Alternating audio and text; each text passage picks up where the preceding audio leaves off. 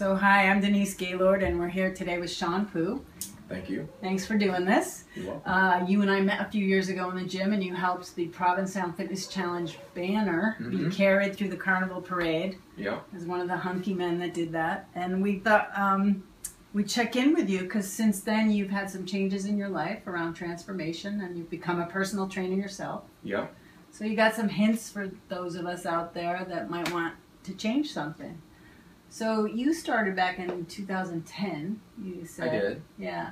Yeah, 2010, I lost weight. When I was struggling with weight loss, I sort of did cardio, that whole thing, lost a lot of weight, relapsed, put a little bit of weight back on, and realized what I was doing wasn't sustainable. Yeah, but you were in the gym and you decided that cardio was the deal. And that thing that everybody does, I'm joining the gym and I'm doing cardio. Well, the one thing about cardio is you just lose a lot of fat, but you can't maintain it if you keep the same eating habits. Right. Um, and you went back to eating the same way that you I did. went back to eating the same eating habits, so I relapsed, and I figured that there's got to be something out there that's sustainable, something I could do for my entire life without putting weight back on. I was looking for the Holy Grail. Yes, and Yeah. you found it. I did. I found a thing called flexible dieting. Yeah. Which allows me to keep track of my calories and have different types of foods. Besides the whole clean eating thing, it allowed me to be just that, flexible. Mm. Yeah, you explained that to me before a little bit, and it sounds a little like Weight Watchers in that Weight Watchers uses points to keep track, and flexible dieting uses calories. Yeah, flexible dieting allows you to eat on your own terms. Yes. So there's no deprivation. There's no deprivation. Which is the whole point, people. Yes. Yeah. As long as you're eating within the parameters of your calories, then you can allow yourself to eat whatever you want as long as you hit those numbers. Right. And so figuring out those numbers would be important for someone that was trying to do this. And you actually went into competition using this process. I did. I went to competition using this process, eating ice cream sandwich every day. I love that story. He did that. Well, wait till you see the pictures. Ice cream sandwich every day. We're not saying that you should eat an ice cream sandwich every day, but that's what happened. Yeah, you already should have a basic understanding of how weight loss works before you get into flexible dieting. Okay. Once you understand that, then the whole picture just comes together. Sure.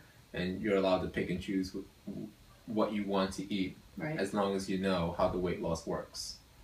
Great. And that's what you did. And you did that as an individual, and you did that, then you decided, besides the competition, that you would take what you learned, and you were telling me people in the gym were saying, hey, how did you do that? And you became a trainer. Yeah, I did. And that's how I competed. That's how I became a trainer. Yeah. And I just wanted to help people because I realized that, people were struggling in the gym. They would day in and day out doing the same thing. And I saw that they weren't really challenging themselves. And so I took my knowledge of what I accumulated over the short number of years and tried to reflect that on the clients that I train. Yeah. And teach them a way of life that's sustainable and stay fit. Yeah. So you modeled what you were trying to do. Yes. And it was around the food, which was this flexible dieting piece. But also I like that you use the word challenge. Tell me a little bit about that, because... you mean challenging as in... As in the weightlifting or the movement or whatever you do? It's the challenge in working out is a lot of times when people are weightlifting at the gym, you don't necessarily learn how to engage your muscles the first time you're working out. And you kind of have to engage your muscles when you're working out, because that's how your muscles get worked, and that's how you tear the muscle fibers, that's how you build the muscles. Yes. And and the saying no pain no gain holds some truth to that. You don't want bone pain, but you want some burning sensation. So people that maybe aren't competing, the message I want to give is that you do have to have a little bit of intensity in there besides the food piece. Yes, definitely, for sure. Well, congratulations on all the work that you've done You know, Thank you. We've got pictures all throughout this so you can see him in competition. Is there anything that you'd say to people out there that probably are not going to be competing but want to change? I would say the first thing that they should really look into is hiring a coach. Okay. Okay, because right off the bat, you're not going to know where to start. So a good starting point would to hire a coach, a personal trainer,